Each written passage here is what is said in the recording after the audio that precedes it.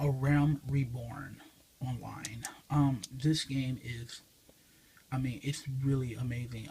I can't wait to play this on my PS4. I can't wait for this game to come out. This game is actually coming. Yes, it's coming out on the PS4. I went and got the collector's edition. So for the PS3, um, it's a MMO, a full-fledged MMO. You know, running around in the world with tons of people running around with you, grab parties, everything. The gameplay is awesome. Uh, the story is fair. Um, this came with this collector's edition came with a music CD, um, a DVD, I mean a Blu-ray of some like cinematics and stuff like that. The game itself, the art case, I guess they add that in there. These like postcard like this art or whatever. Some code thing I never used, and the code thing is to like secure even more security on your passcode or whatever. And then it came with an art book. The art book is awesome, really nice. Then it came with some DLC. You got like the first Final Fantasy dudes, the Helm of Light, a pet, a mount, and then like mount gear and everything like that. Um, yeah,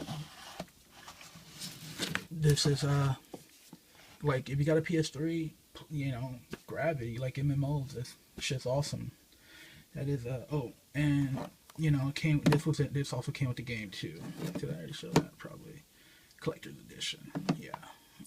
And that is Final Fantasy: A Realm Reborn. Final Fantasy 14: A Realm Reborn. This is probably one of my favorite collector's editions, hands down. It's the first collector edition I ever got a like an action figure. It is Tales of Exilia, the collector's edition. These sold out so fast. Like, oh my gosh. Luckily, I caught wind to that like soon as it came up and pre-ordered that shit. I pre-ordered this like somewhere like in August, and the game came out in like I think November or something. Like, oh, no, not November. It came out like months later. Like months later. Like, I can't fucking remember. But I have an unboxing of this and everything, so you can check that out. Um, this is the first of two in the series, I think, of like sequels. You got um Tales of Exiliate and Tales of Exiliate 2, which is a sequel to this. And this game was awesome. You get to play with you do two stories. You did what was it? A story of the girl, which is Mila, and then you can do another story, which is Jude. This came with the figure, the game, a music CD, and some DLC, and also a booklet, a art book. Everything is ace in here. It's really good. Like, oh man, kudos to the people that actually got this, because that's gonna be something rare. It's really nice. I keep it intact. And the action figure itself. Let me see if I can focus on this. There we go. Action figure. So it's high detailed. She looks just like she does in the game. Like, seriously, from her laces on her boots to her little ass mini skirt. Like, it is really good. Like, so yeah, I'm not going to go much into this. We already had a unboxing of that. So yeah, and that is my last collector's edition. This is Naruto Ultimate Ninja Storm 3. Yes, I know that this box is Naruto Ninja Storm Generations, but I'm putting it in here because I don't have that game anymore because I went and got this game. This is a fighting game by Namco Bandai, and I am a huge fan of the Naruto Ninja Storm series. Naruto Ninja Storm 1 was amazing, and I was hooked. So this one right here, you had like Baiju mode, Naruto, and oh my god, this game was crazy. The online is awesome. I really don't, actually, honestly, the online is good, but I don't like that if you can't find a room, it kicks you out the whole thing. You don't just take you back to search again, or it completely kicks you out and you have to go and log in again and all that kind of shit. This was in 3D. I never played in 3D. I do not have a 3D TV. But this game is super fun. Tons of characters, a lot of DLC, and a lot of gameplay. I platinumed this game actually. When I went to GameStop and I got this game, which is Naruto Ninja Storm Generations, they gave me this huge, the box that they be having in there. He was like, "Hey, bro, like, you want this?" I was like, "Hell yeah!" And so I'm just going to show you this off. I always have it sitting at the top, but then this will introduce the 9 Tails Unleashed, like Naruto or whatever, and everything like that. It was really cool. Yeah, so it's like a big ass case, like, so kind of. I mean, I don't have that game anymore. I took it to the GameStop. That one's amazing. It came with it also came with it came with a Naruto card. All of these really come with a card. All of them really come with like a card or something like that. Hit that right there. And this one, you was able to, like, it came with a card and Naruto Goku's outfit, like young Goku's outfit. Like, if you got this game, you want to fuck with me, like, we can go at it. Like, this game is awesome. And that is Naruto Ultimate Ninja Storm 3. Okay, this is Bleach Soul Resurrection. Is that what it is? Yeah, Soul Resurrection. This game, the gameplay is really awesome. It's like a Dynasty Warrior type gameplay, but it has tons of characters, a leveling system, lots of maps, lots of quests, side quests. The story is really short, but it's a lot of content in here. I don't think there's a DLC for this game at all, but yeah. If you like Bleach, you like anime, I know a lot of people wanted this to be a fighting game. They didn't really want a Dynasty Warrior type style game, but I like the Dynasty Warriors, and making it an anime Bleach Dynasty Warriors was amazing. They should have put a line on it though. It should have had a line. I don't think it has a line. No, it does not have a line. But it's oh, I didn't know that. It's just 1080p. But that's cool. That is Bleach Soul Resurrection. Okay, we have One Piece Pirate Warriors. I have not got the sequel to this game yet. I really want it, but the thing is, One Piece is my #1 favorite anime of all time. Like, this anime is amazing. It's my #1 hands down. And when it comes out in the US, we kind of got pretty fucked over because we only got a digital version of this game. We did not get the physical copy. So that's why, as you can see down here, there we go. It is Peggy 12. Yeah, so that means it came from, I think, Europe, England or something like that. EU, whatever that is. Yeah, so I had this ordered from there. It took a long time, but I was like, there's no way I'm buying this first Naruto game on the PS3. I am not getting this digital. This needs to be what's called. But the sacrifice you have to take is you cannot download DLC. If you get one from another country and you live in the US or whatever country, you have to get an account from there. I don't have a EU account, so I'm like, F the DLC. Yeah, but this is One Piece Pirate Warriors. Amazing game. The gameplay is it's like Dynasty Warriors, just like the Bleach game. It got skill trees, like you can put skills in there, like these coin system thing where you can add new skills and new aptitudes and everything like that to your characters. Tons of characters. It has a line. I played online a few times. It's really cool. A lot of missions, side missions, and it has a lot of DLC. This game is really good. Tales of Grace's F. I believe this is a port of a Wii game. I'm not sure. I don't know. I don't really keep up with Nintendo and stuff, but that's what I hear. But it has a lot of extra missions and everything like that. This is the first. No, never mind. This is Is this the first PS3 version? Yeah, I think that I mean, correct me if I'm wrong, but I think this is the first PS3 Tales game. And this game was really fun. I liked the story. The combat was really awesome. I still play this till today. I will throw that in and start messing around. I have not platinumed this game. It has tons of DLC, and pretty much, story, gameplay, everything. The graphics is kind of lacking, but, it's PS3. But, yeah, Tales of Grace's F. Disgaea 4, A Promise Forgotten.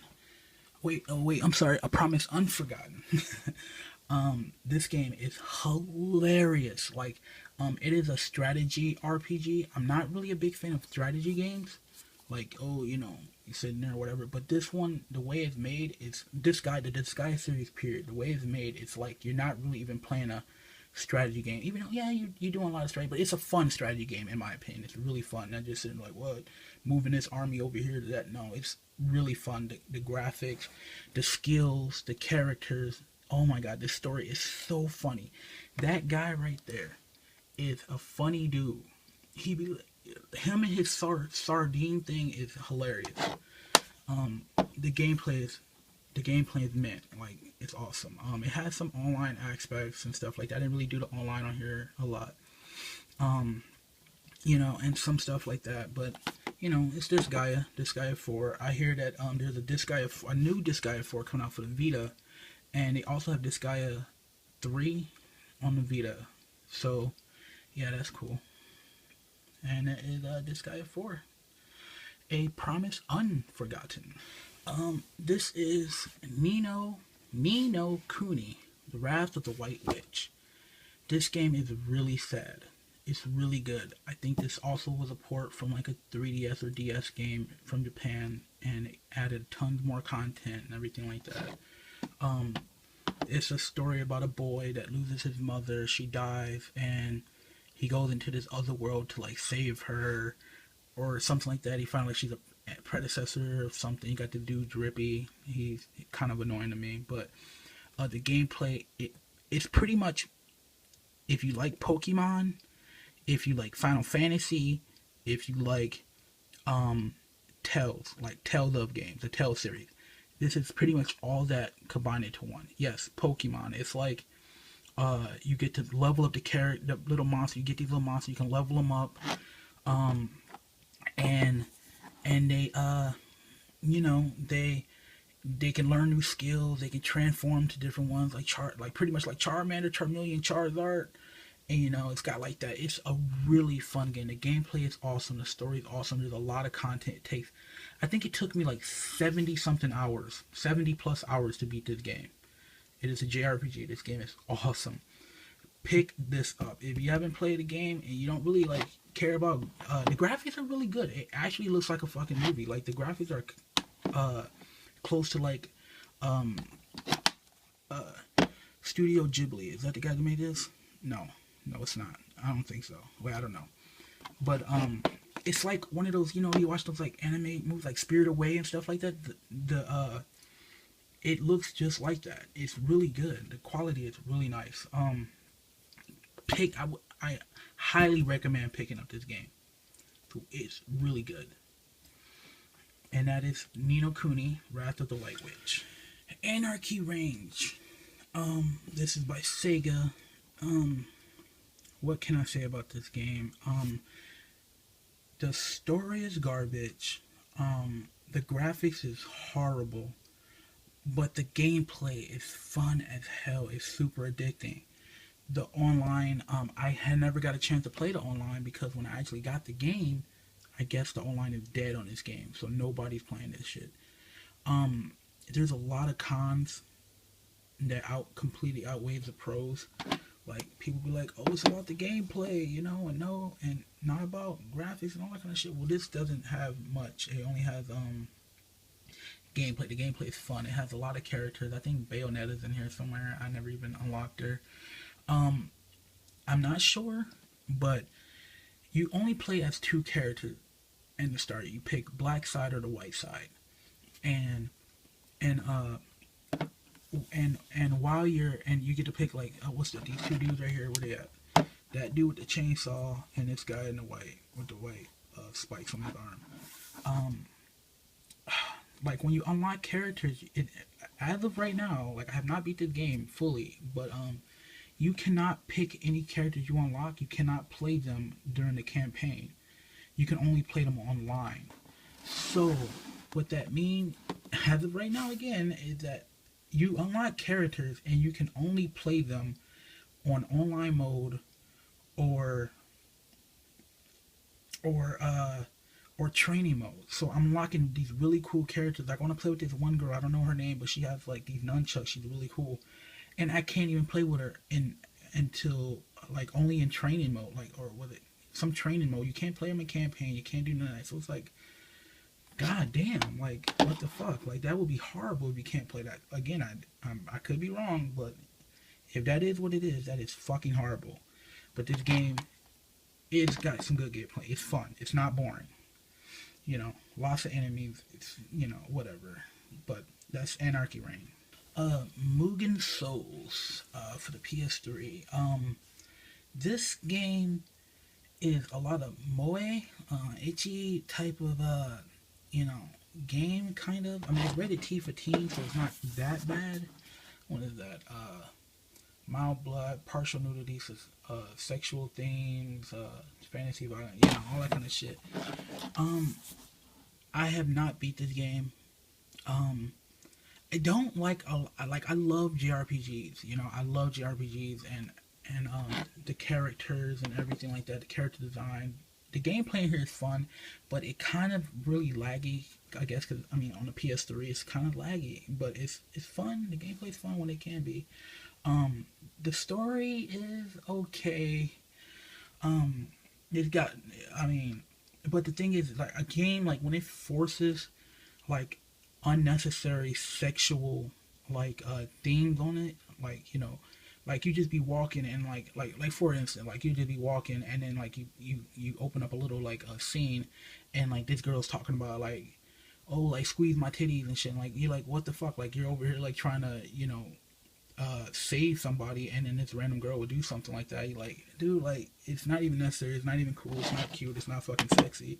It's fucking annoying. That's in my opinion. Like, and a lot of these games, a lot of JRPGs suffer from that. Like a lot, they suffer from that kind of shit. Like, so it's like whatever. But the game is fun. Like I don't suggest playing the game unless you're a really hardcore RPG fan, JRPG fan.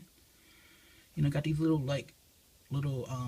cutesy game. It's like you walk around, you this main girl, I forget her name, but she can switch these different personas, like you know, and it's got this weird system that I fully don't even honestly understand, and got lots of DLC and all that kind of shit, but I'll go on forever about this.